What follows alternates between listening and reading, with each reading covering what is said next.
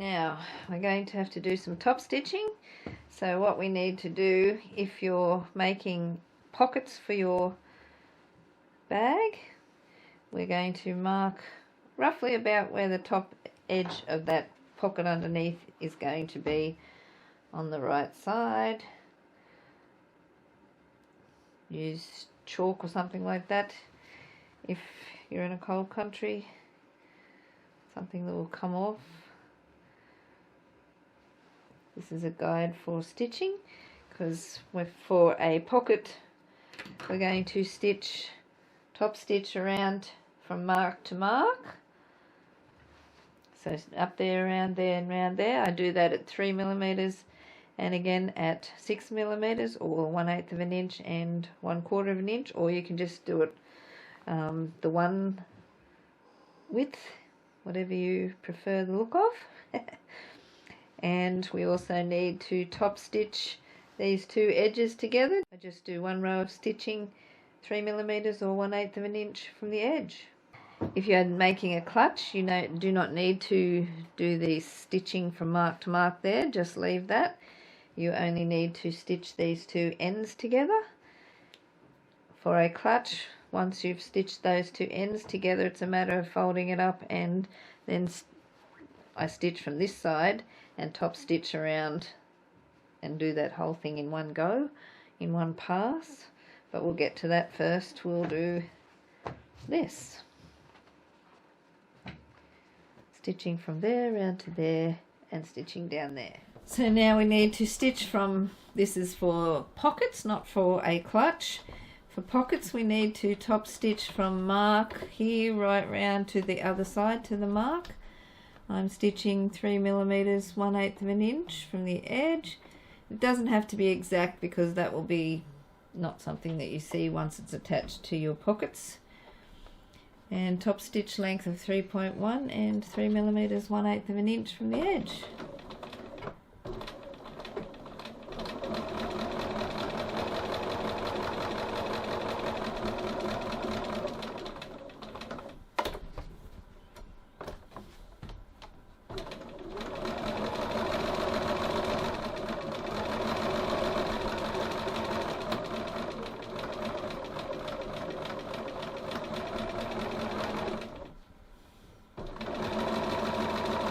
Again, if you prefer, you can draw your stitch line in to maybe get a neater job.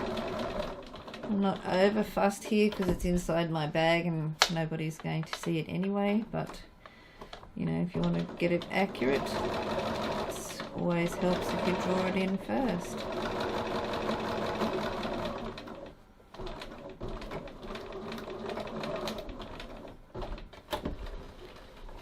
Now I'm going to stitch again at 6mm 1/4 of an inch.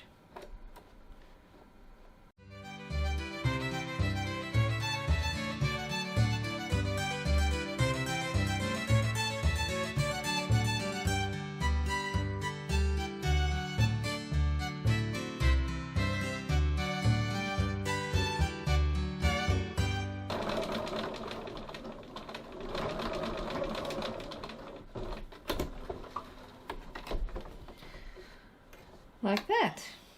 Okay, so now we're going to top stitch 3mm 1/8 of an inch from the edge. I think what I have done is made my seam allowance, what I turned under, a bit wider than I should have, because there should be a centimetre 3/8 of an inch left there, and I've got less than that, so my turning my seam under wasn't very accurate, so my eyeballs failed me.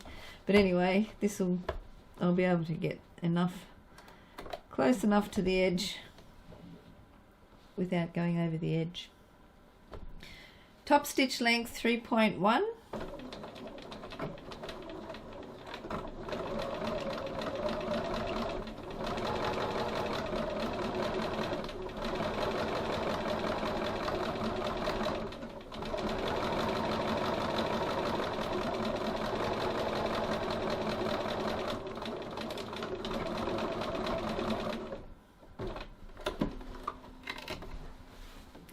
Like that. Okay, so now that we've got our pocket body ready for assembly, Now we're going to have to draw some lines on here so we know where to fold this up to. We need to draw a line 27 centimeters or 10 5/8 of an inch up from this bottom straight edge. So we'll draw a line across there, 27 centimeters, 10 5/8 of an inch.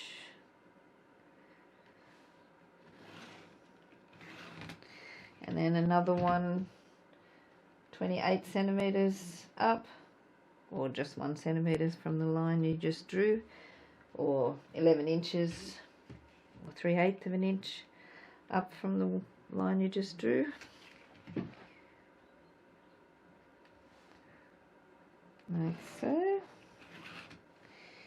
Now all we do is fold this bottom edge up and line it up with the line we just drew, and add some clips to hold it into place.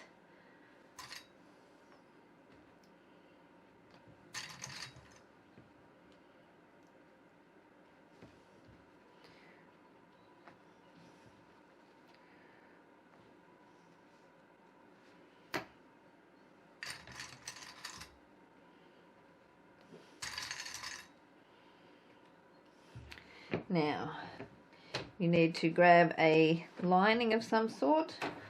I'm going to use the upgrader. Now I've already folded it in half. I've got a crease there to mark my 4.5 centimeters down from the raw edge of the body. Just want to draw a line, or 1 3/4 of an inch. Now I want to have a line straight across my body, so I'm just going to grab a big quilting ruler. You can draw this in any way that you see fit to get a nice straight line, but I find that this big ruler is a good way of doing that. So just line that up down the bottom.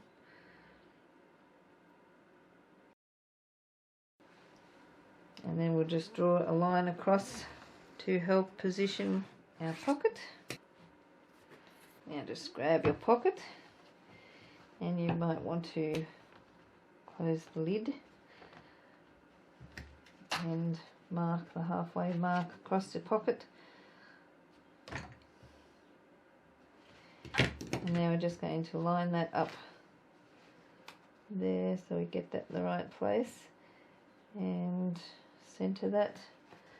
Just make sure that's like that. Just line up your lines there. Now we need to hold that in place somehow. You can use double-sided tape, or you could try pinning it, but I don't know how that would go. But I'm just going to roll this up here, and I'm just going to fasten it with some clips.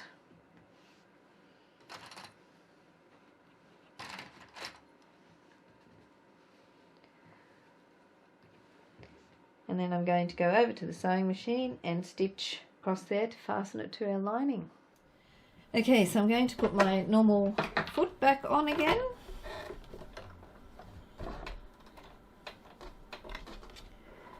And I'm going to leave the top stitch length, or the stitching length, at 3.1. I'm just going to clip this on there too so it holds it a bit better.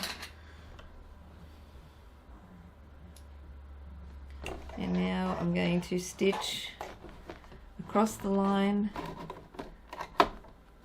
that we just drew.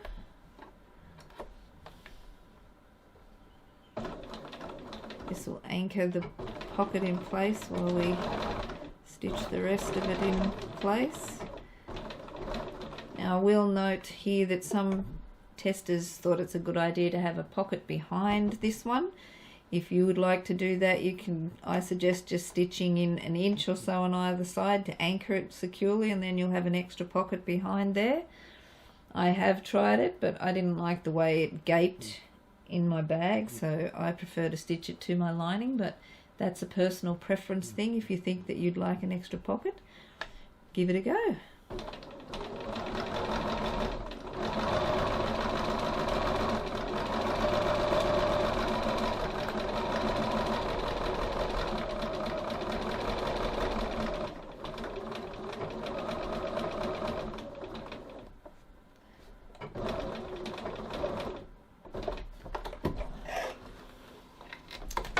Now once that's anchored, then we need to, well, I'm going to put my other foot back on again. So now I'm going to stitch 3 millimeters 1/8 of an inch around my pocket. So I'll start here, and then as I get down here I'll unclip it, but I want to anchor it first.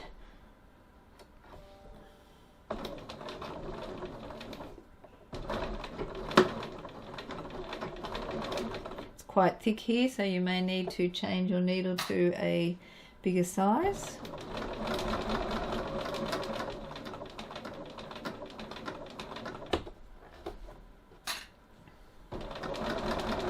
Nice fresh sharp needle helps.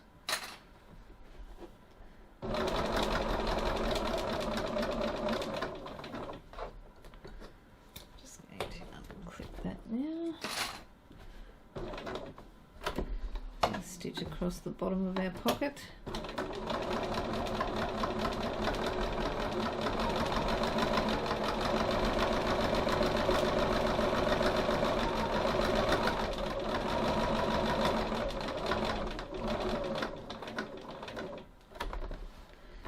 And up the other side.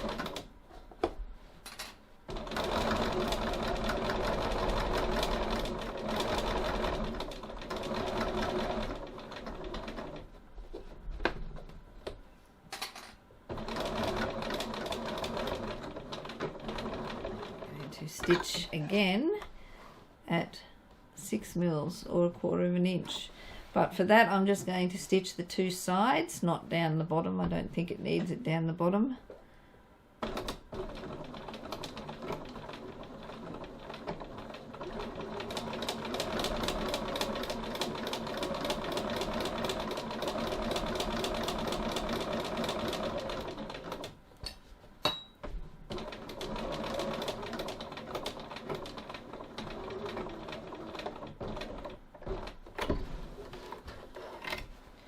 Like that.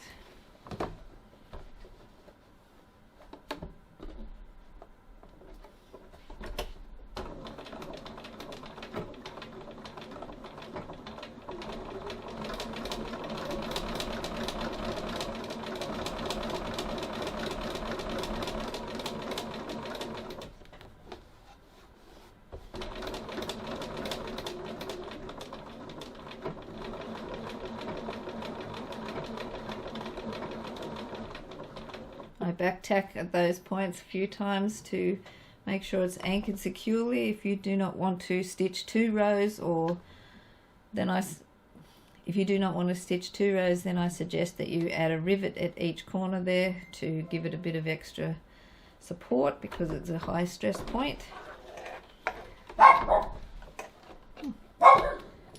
And there we go.